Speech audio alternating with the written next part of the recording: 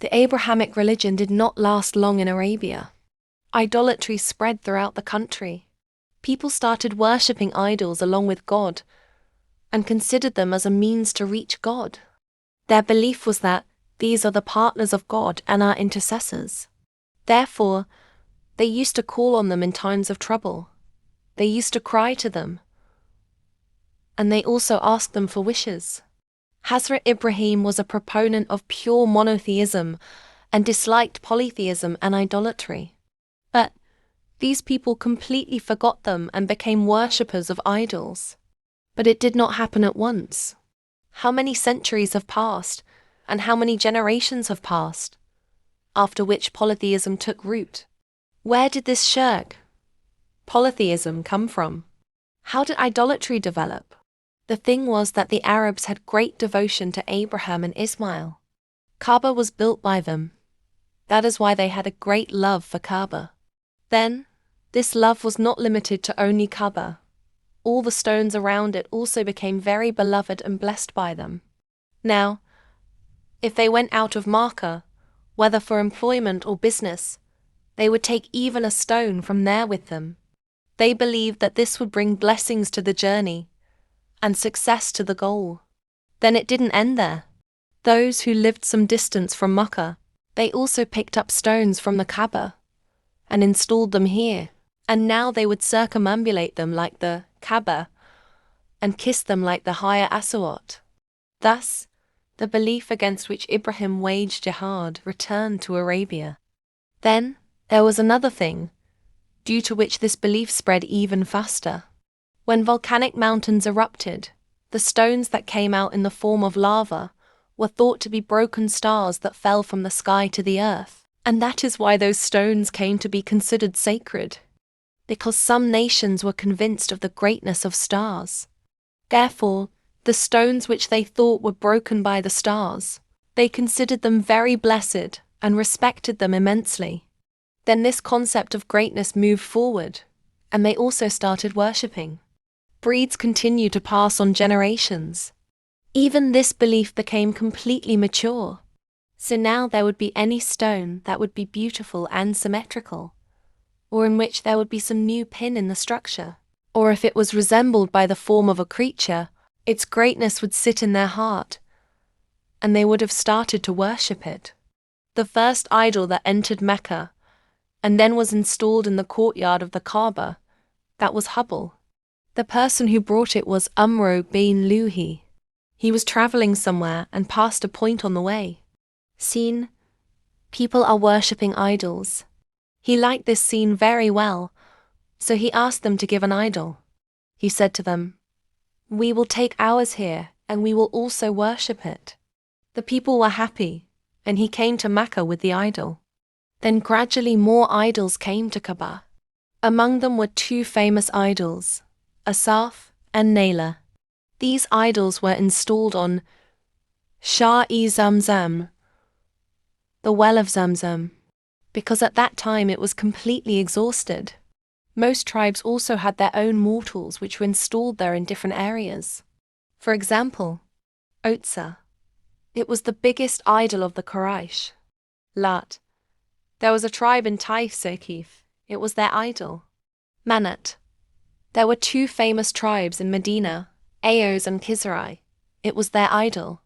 There were many other mortals besides them. Kaaba was the same house, made by Ibrahim and Ismail with their holy hands, made with great ambition and aspirations. Why?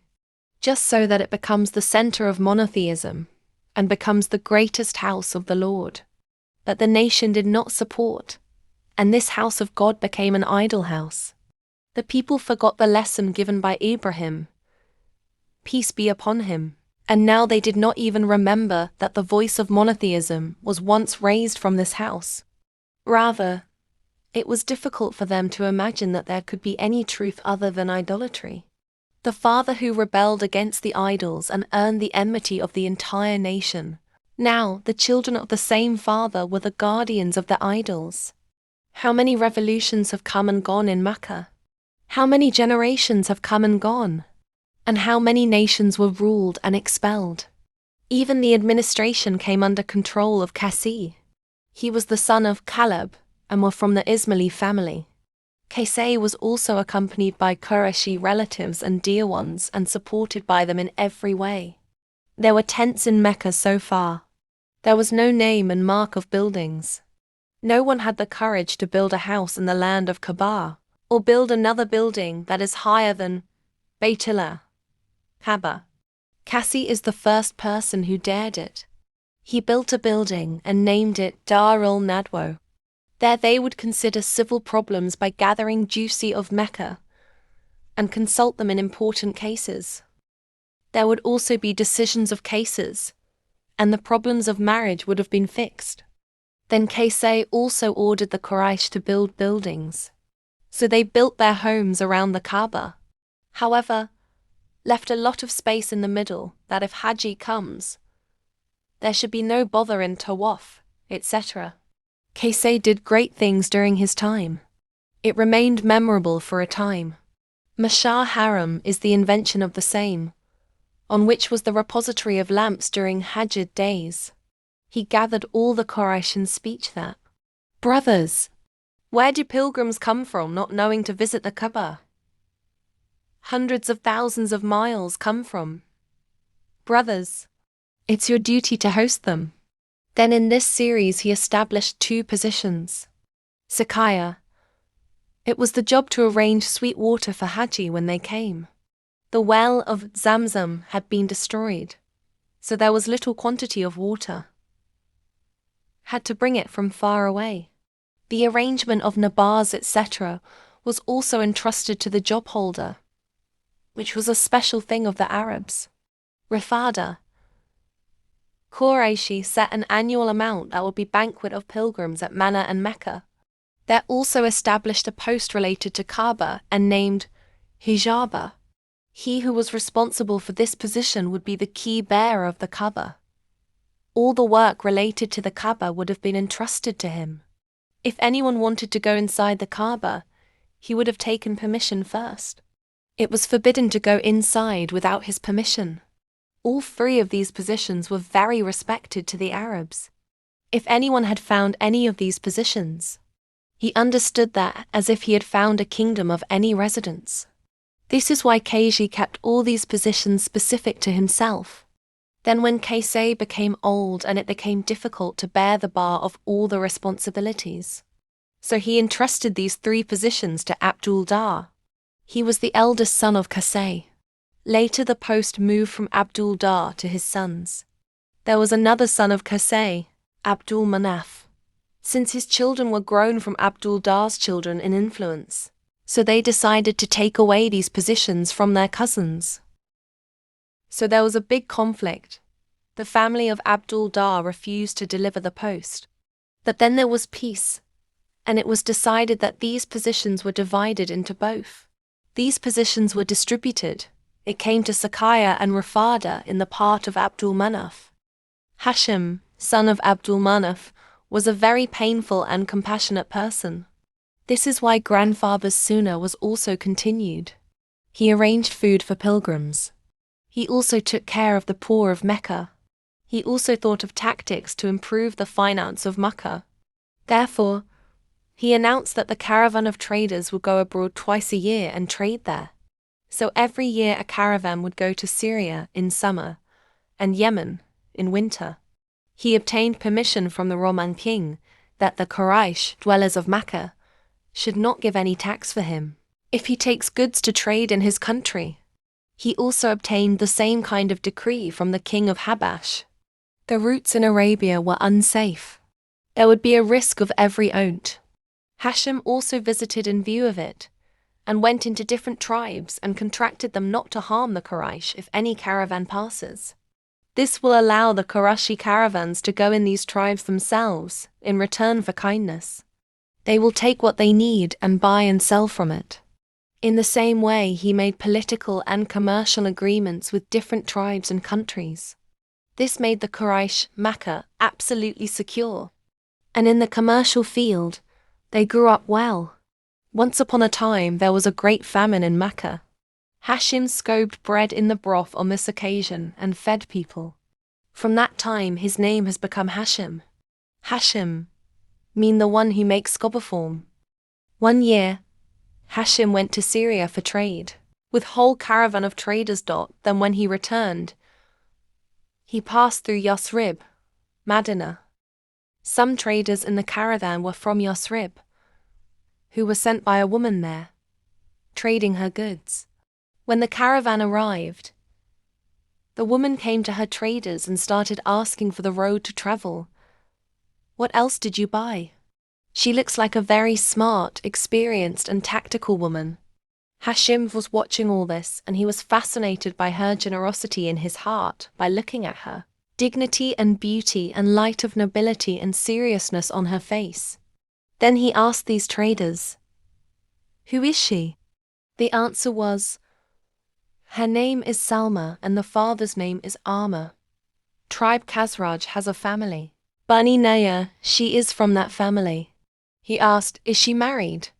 The answer was no, but she is a very honorable woman here, so she wants to find a husband who will keep her free at all. She does not like to hurt her freedom. Hashim said, "Ask her, would she like me?" When asked, she became ready immediately, and he brought her to Makkah. Both lived together for a time there. Then she returned to Yasrib and she gave birth a baby boy there, whose name she named Sheba. Many years have passed since then. Then one year the summer trade caravan has passed, so Hashim went along. There was a place in Syria, Gaza. He reached there and passed away. So now all the positions came into the hands of Mutlib. That Mutlib was his brother. Sheba was the nephews of the Mutlib. He was living with the mother in Yasrib. Now the Mutlib was worried about him, and he decided to bring the nephew to Makkah. There was the whole family of his father, so Mutlib went to Yasrib for this purpose. Mutlib met Salma and said, "So my nephew has grown up. His hands and feet have become strong, so I want to take him now. You know that we are prominent in terms of customs in the nation. There he will be with respect. Here he is lying in a foreign city." Salma said, "His separation is dreadful for me, but I don't even like him to be separated from his elders. Just ask, see what he wants himself." When Mutlib asked his nephew, he replied, "I can't go anywhere until my mother allowed me." When Salma saw the insisting of Mutlib, she was ready and allowed. Then he took Sheba together and left for Makkah. At that time, Sheba was 8 years old. The two were riding the same camel. The Mutlib was ahead and the Sheba was behind. They entered Makkah, so people thought he was a slave of Mutlib, which he was bringing from outside somewhere. So as soon as they saw, they made noise. "Mutlib brought slave. Look, the slave of Mutlib." Mutlib listened to sounds like this, so said, "Quraysh, you are so strange people. This is my nephew, the son of elder brother Hashim. I was in Syria. I am bringing him from there." But this new name that came to spontaneous languages prevailed in the real name. The mother named him Sheba and was famous in the same name. But now the real name did not even remember anyone, and since then he became Abdul Muttalib.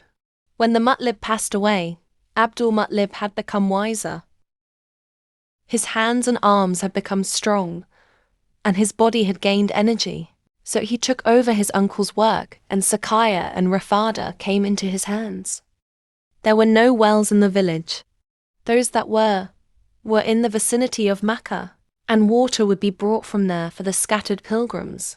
And there would be some cisterns near the Kaaba, and they would be filled in them. Constantly filling the cisterns, then cleaning them day after day, was a problem. There would have been a lot of trouble in this, and he would have faced all kinds of troubles. So Abdul Muttalib was very worried. Char Zamzam was famous for its sweet and pleasant water. It was never dry and got as much as it needed. Abdul Muttalib thought of it. So he asked the people, "Who broke Zamzam and why?" Answer found, "Earlier the Jahum tribe ruled here. His last Tajdar was Moses Yarami. Banu Khazar became displeased when his nation became corrupted, and began to do more corruption than the confirmation, and they decided to expel the Jahums. So they fought for it. The field remained in the hands of Banu Koja. So now Jafar had to leave here. While leaving, nothing else was done with the Moses, but the offerings that were in the Kaaba, he put them inside the Zamzam and broke it from above. Hearing this, Abdul Muttalib said, "Well, until the digging and cleaning of the Zamzam is done, and it is flowing like before, at that time I can't sit with placidity." So the excavation started, but it was not a successful work. Had to work hard. Then water came out somewhere. The swords of Moses were also found in Zamzam, and the offerings of the Kaaba were also found. Among the offerings were 2 golden deer. Abdul Muttalib made the doors of the Kaaba with swords and placed deer on both sides of them, so that the beauty of the Kaaba increased. In digging Zamzam, he got tired, and which had a lot of impact on the heart, and the feeling of loneliness became intense. By that time, he had only one child, whose name was Haris. So he accepted the vow and prayed to Allah, "O God, if you give me 10 sons and all of them will be young and start besteading, I will sacrifice one of them for you." Abdul Muttalib's wish was fulfilled. Allah gave him 10 sons. All played, grew, became young and began to besteading. Now it's time to fulfill the deed. Abdul Muttalib gathered the sons and narrated the whole story. The sons said, "Father, we are all here with our hearts and souls. You can sacrifice whoever you want." Father said, "Okay, then write your names on separate arrows." So everyone wrote down their names and took them to their father. Abdul Muttalib took these arrows and came to Kaaba. There he met the fortune teller and gave him the arrows to find out who the Maharaja of idols Hubble likes. At that time, it was a custom in Makkah that when something important was to be done, fortune-telling would be taken from the fakirs, and in this way, the will of the gods would be ascertained. The mahant or priest would carry the arrows and move them in a special way before the deities. The arrow which had its face towards the deity thought that this was the deity's choice, and then acted accordingly. The mahant shot Abdul Muttalib's arrow near Hubal, and the younger son Abdullah's name came out. Abdullah was the dearer son of Abdul Muttalib, and was the most beloved of his brothers. But what would they do? They were forced. They had no choice but to slaughter him, because he was the ones that Hubble liked. Abdul Muttalib took his son, and led them to Zamzam, which was the altar. Whoever had to do whatever, he would bring him there in the presence of Asaf and Naila, idols, that these were their 2 great gods. This news struck the hearts of the people, and spread like wildfire throughout the city. Soon all the people gathered. They protestingly said, "No, no, Abdul Muttalib. Do not slaughter him at all." Abdul Muttalib got into a strange conflict. He said, "I have accepted the vow. It is important to complete it. What should I do?" Answer found, "If wealth can be redeemed, then we are satisfied. If slaughtering a camel becomes acceptable, then we are ready for that too." So people kept thinking for a long time and consulted among themselves what to do. Then it was determined that Yasrib had a woman astrologer in his side, an adept at untangling knots. "Go ahead and ask her." People went, met this woman and told her the whole situation. After hearing everything, she asked, "If you want to free a prisoner or save the life of a criminal, how much do you pay?" People said, 10 camels. The woman said, "Draw lots for 10 camels in Abdullah's name. If Abdullah's name comes out, then fine. Otherwise make 20 camels. If Abdullah's name still comes out, so increase it by 10. In the same way, keep increasing 10 by 10, until your Lord is pleased." People did the same. 10 camels and Abdullah's name were drawn. Abdullah's name came out. Then 10 was added, and Abdullah's name came out. Added 10 more, Still Abdullah's name came out. People kept adding 10 in the same way, and only Abdullah's name kept coming out. On the other hand, Abdul Muttalib was busy praying with humility. God, accept the ransom. God, save Abdullah's life. When the number of camels increased to 100, the names of the camels were drawn.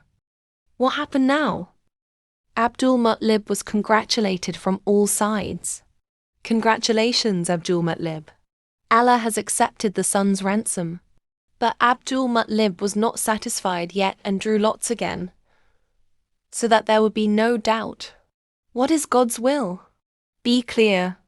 Then, when all was satisfied, the camels were slaughtered and left there, for whoever wished to profit by them. Abdullah had God-gifted glamour. It was a rising youth that was beautifying his glamour. His face was like a moon. Every watching eye was devoted to him, and mostly women wished to marry him. The vow incident happened, so it was talked about from house to house. It increased his greatness, and everyone started loving him with all their heart and soul. Therefore, many women desired and tried to get married. But how could they all get this honor, when it was the fate of only one? Who will be the mother of Abdullah's son? This was also decided by God. Abdullah got married to Amina, and she was the daughter of the chief of Bani Zara. The father gave the marriage message on behalf of the son. Amna's family considered it an honor and happily got ready. It was customary for the groom to stay in his in-laws' house for 3 days after the wedding. Abdullah also stayed at the in-laws for 3 days, then came home. The bride also came with him. Abdullah was about 17 years old at that time. The wedding was just a few days away. A caravan of traders was going to Syria, and Abdullah was also there. Then on his way back he passed through Medina, where his father's nursery was. When tired, he decided to stay here for rest. Accidentally fell ill. The companions left him there and headed for Mecca. After reaching Mecca, they informed his father about the illness. When Abdul Muttalib heard about the illness, he immediately sent his eldest son, Haris, to Medina to go there and take care of his brother. But, unfortunately, Haris did not see his brother Abdullah. He did not bring him to Mecca, wherefore the eyes of the father would have been cold. The heart of the bride would have been satisfied. A few days ago, Abdullah had died and the body had been buried, far from his father, from his bride, from his nation, far away.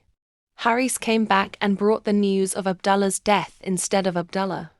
Who knew that this journey to Syria was going to be the journey of the hereafter? Medina, from where people brought the message of Abdullah's new life yesterday. Today, the sad news of Abdullah's death is coming from there. The news was very painful. Death of a young man. That too of a young man like Abdullah. The one who heard it got shocked. Hearing the news of the sudden death, people were extremely saddened. The whole nation was in mourning. There was sadness everywhere. Abdul Muttalib's heart was shattered by shock. Amna's marriage has become desolate.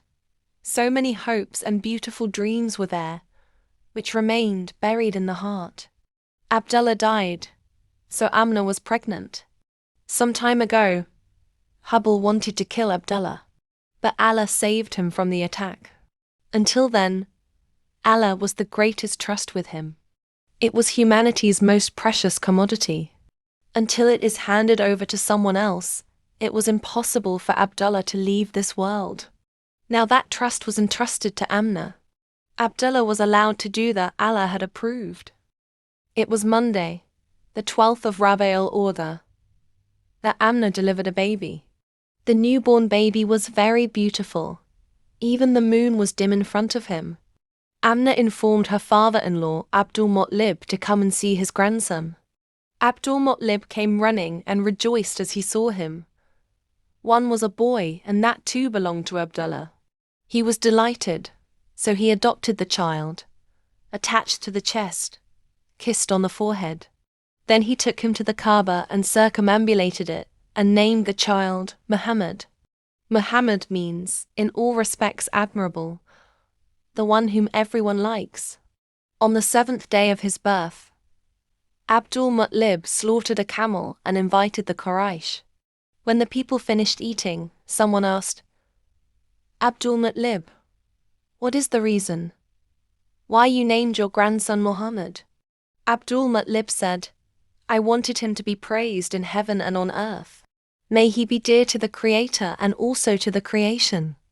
In Quraysh, the women of high families did not breastfeed their children themselves. Groups of midwives came from the villages. They used to take the children to their place, feed them milk, nurture them. Then, when they grow up, they would return them and take other children.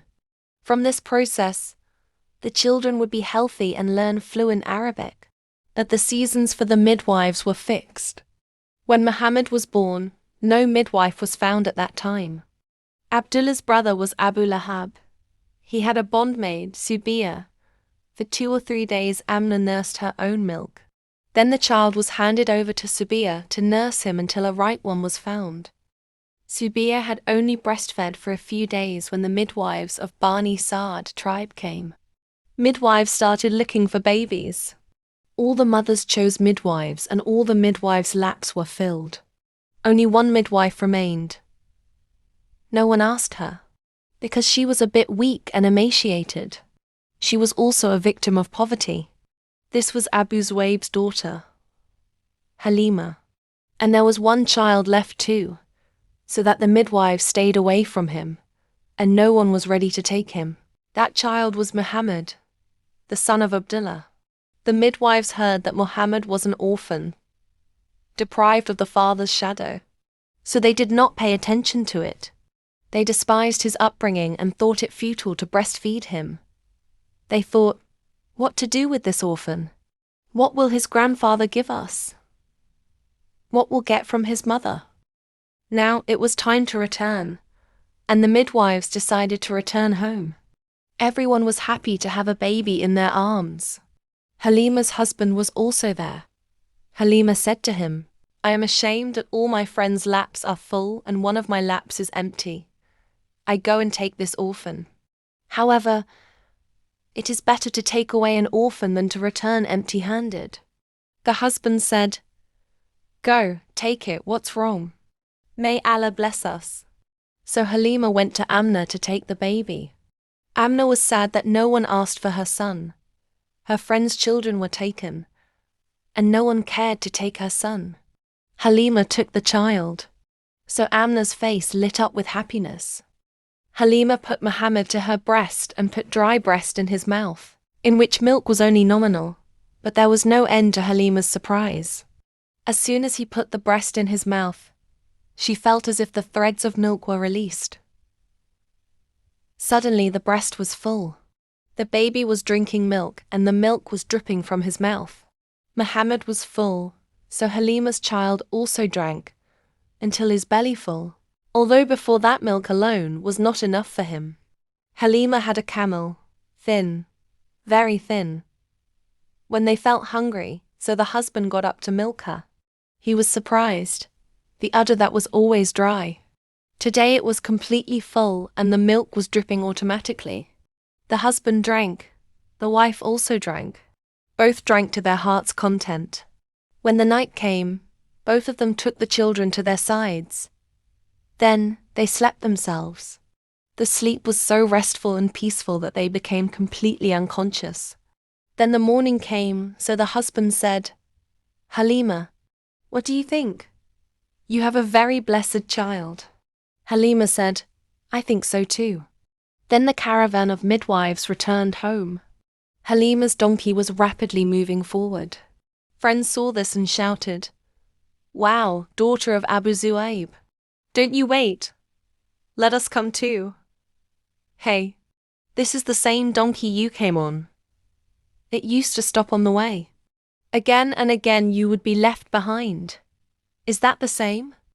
Halima said, Yes, that's it. Friends say, that's so weird. Now blessings started raining here at Halima. Blessings were appearing in everything. The animals became fat. The udders swelled with milk and blessings were everywhere. 2 years passed. Amna's son drank Halima's milk. Halima had a daughter, Shima, he would play in her dock. There was the open air of the desert and the simple life of the villagers. The body grew rapidly. Strength grew in the hands and feet, and the child became well. The days of infancy are over. Time has come for the child to go back to the mother's lap and become the glory of her home. But will Halima separate this child?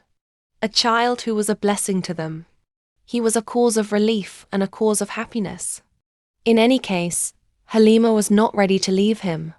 She wished that they would stay together for a few days, that the chain of blessings would continue forever. She took the child to the mother's house, but intended to beg them to allow her to stay with him for a few more days. So she came to Amna and said, "I am afraid that if Muhammad stays in Makkah from now on, the climate here will cause any harm. Why don't you let us stay here for a few more days? Let him grow a little and then he will come." Thus, Halima continued to be stubborn with Amna. She kept acceding in different ways, menaced her from the climate of Makkah. She even got ready. What happened now? Halima's heart was filled with joy. Her eyes sparkled and her face glowed. She took Muhammad and then went to her home. Muhammad then came to the same desert, and now again it was the same atmosphere. There were sand dunes. There were sleeked stones, the same companions. Muhammad would then play with stones in the same way, jumping on the sand and running around with the children. Muhammad was now 5 years old. The hour of separation from Halima arrived again. Halima loved Muhammad immensely. He was the chill of her eyes.